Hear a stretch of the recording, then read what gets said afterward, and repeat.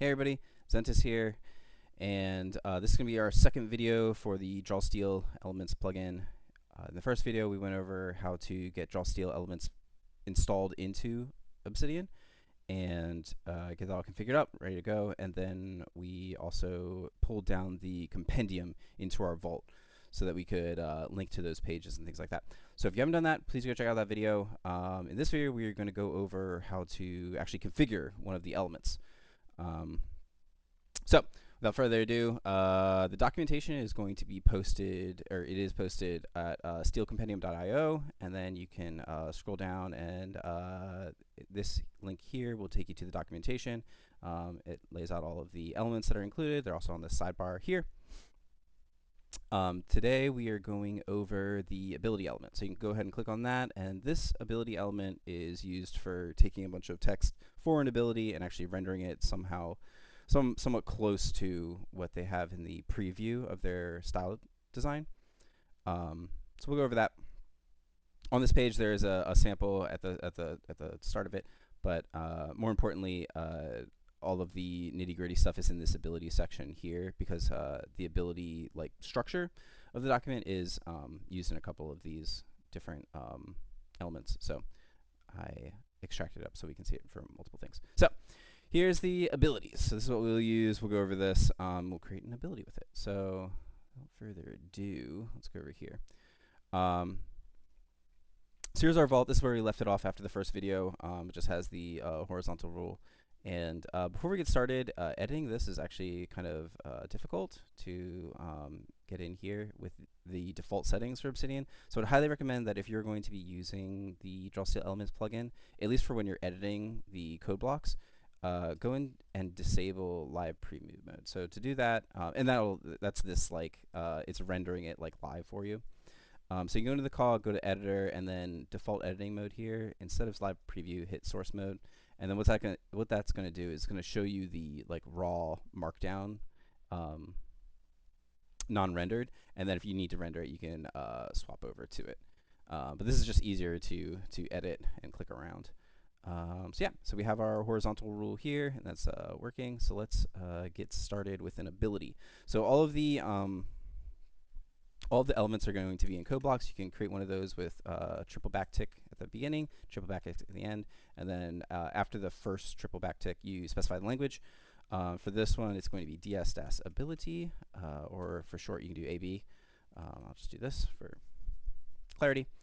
And then when you render it, it should give you error messages when there are errors in it. So hopefully that is helpful for you guys. Otherwise, we can just kind of get started. As a quick start thing, you can actually just copy this and paste it in. Note that if you just paste it in, it'll try to format it for you, which is not what you want. Instead, you're going to want to paste it as plain text. So you can do that. If you normally paste with Control V, you could do Control Shift V to paste it in, and it'll format it correctly. Or alternatively, you can right click and then there's a paste as plain text option, and that'll format it correctly for you. And if you render it, you can see that we have our ability block. Let me get rid of this. It's just noise, and that's good to go. So I am actually going to pop this open and bring it down so we can see both at the same time. All right, cool. So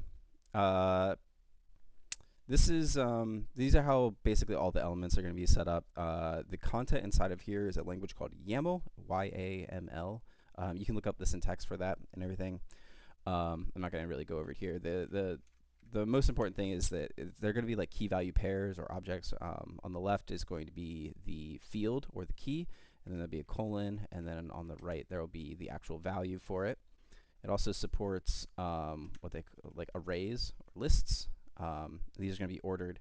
They will start off with a hyphen, and then you can specify all of them in there. So let's actually make one of these. So I'm just going to cancel this out and just kind of show you what it looks like to actually build one of these from the ground up. So we can start here. There's a name field, so name, we'll call this like kill the things.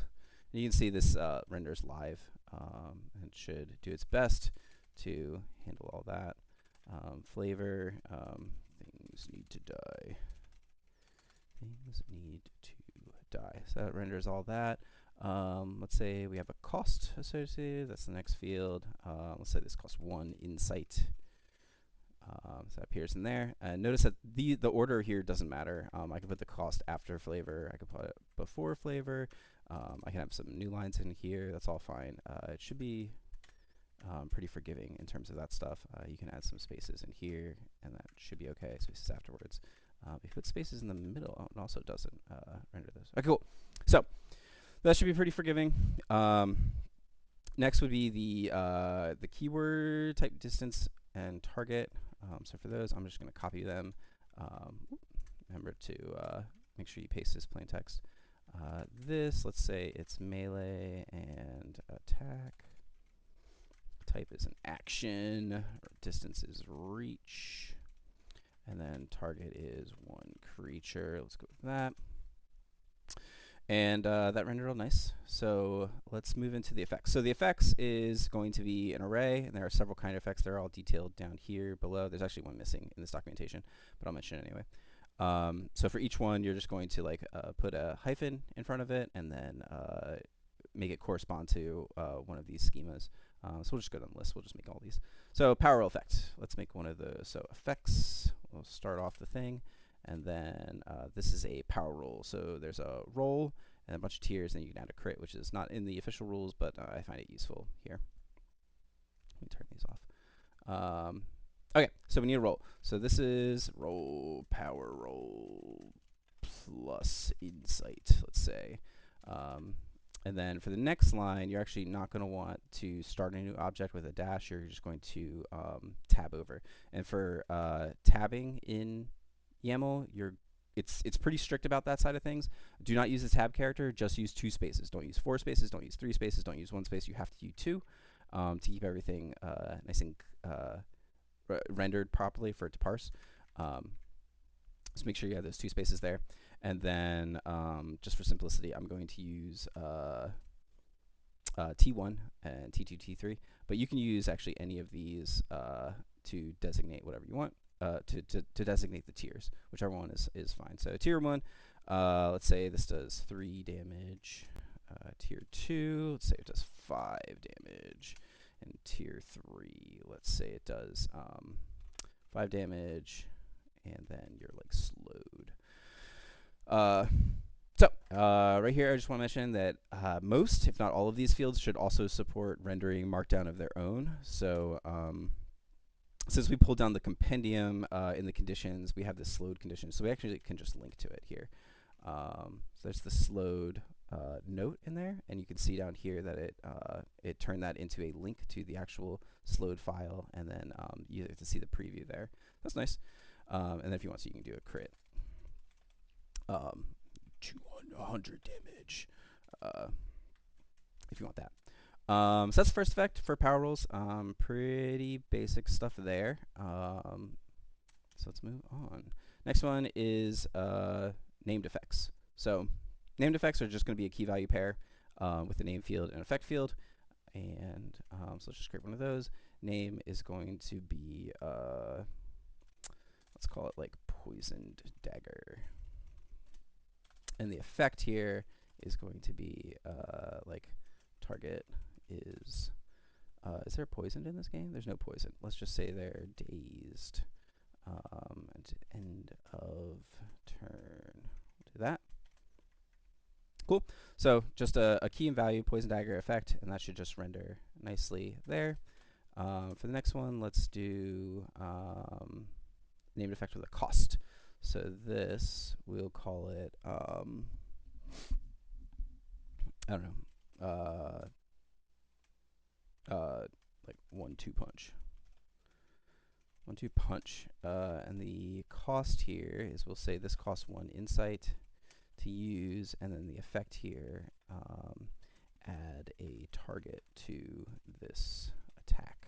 Okay, cool. So this added the 1 insight to the left hand side here, and let's do some proper capitalization. Good, pretty basic stuff. So that's how you can add a cost into it. And this can be whatever you want. If this, I've seen sometimes in like the in the document, sometimes it'll just be like spend 1 insight. You can do that. So that's how you'd add that. And then the last one is a nameless effect. So if you don't actually have a name, you just have some text under there, you don't have to include the name field or anything like that. You can just start typing in here. So let's say like you have an edge on this attack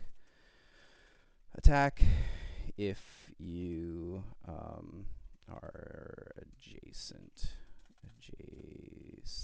to an ally or something like that. So this doesn't have the bold left-hand side. It's just the thing. And that is basically all you need to know for abilities. So I hope this helps. You guys can format your abilities as you need to and link them. And that wraps up this video. Later.